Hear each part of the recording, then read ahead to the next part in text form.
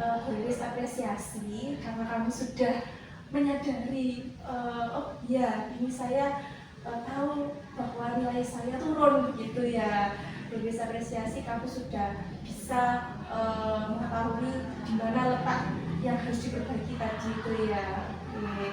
Nah sekarang gimana caranya supaya Rere bisa kembali gitu ya, kembali meningkatkan nilai itu tadi gitu. Dan Bu Riris yakin kamu pasti bisa gitu ya. Oke. Nah selanjutnya sebenarnya dari yang sudah diceritakan tadi, apa sih yang diinginkan oleh Rere ke depannya tentang mata pelajaran matematika itu? Kan setelah ini saya mau ke SMA ya Bu Riris ya. Tentunya saya juga ingin mendapat nilai yang baik nanti di akhir semester 1 kan itu dibuat daftar. Jadi nanti setidaknya saya itu mau lebih paham biar saya nanti ujian juga lancar tanpa terkendali apapun, buat ujian prakteknya juga. Mau nilai yang lebih bagus, lebih baik ke depannya.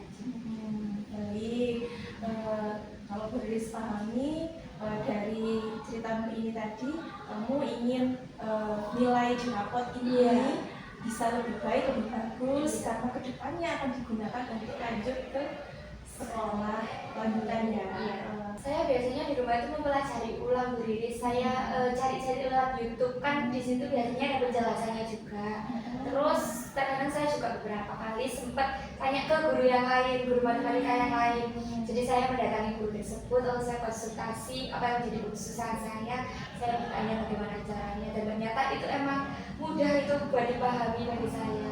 Jadi cari cara yang lain buat saya pahami. Bagus sekali ya Rere, kamu sudah mencoba mengusahakan untuk mencari cara begitu ya. Ketika kamu tidak paham dengan mata pelajaran tersebut, tapi kamu ada upaya untuk mencari maksudnya mempelajari di rumah, kemudian juga tanya kepada guru yang lain. Nah, jadi dari situ akhirnya kamu berinisiatif untuk tanya ke guru yang lain. Ketika kamu tanya, kamu lebih bisa sebenarnya meskipun Rere di kelas kesulitan, tetapi ternyata Rere juga bisa mencoba untuk mencari cara lain tadi ya, sehingga bisa lebih memahami pelajaran matematika. Nah, kalau seperti ini kan nantinya juga ke depannya insya Allah Bu Riris juga percaya kalau nilai di rapot nanti bisa kembali meningkat begitu ya. Semoga. Oke. Nah, baik. Sekarang kita akan membicarakan rencana ke depannya ya, rencana ke depannya. Nah, tadi kan sudah kamu sampaikan terkait apa yang sudah dilakukan selama ini, dan beberapa ada yang belum efektif, ada yang sudah efektif.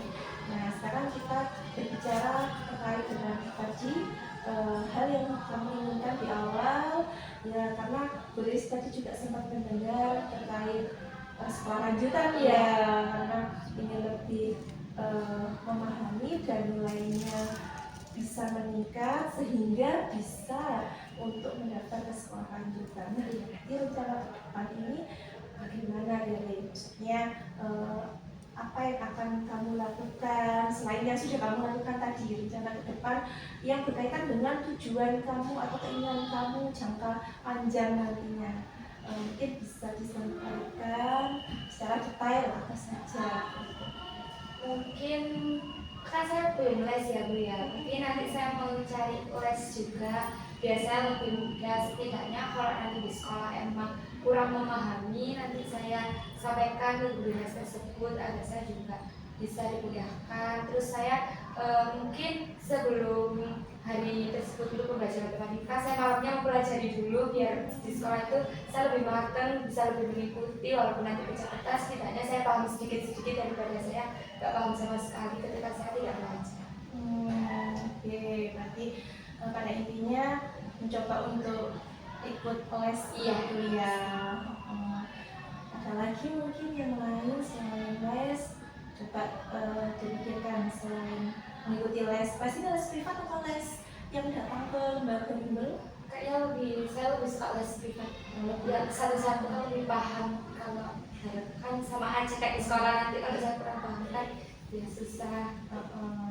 Iya, jadi lebih suka les privat aja ya daripada datang ke lembaga bimbelnya.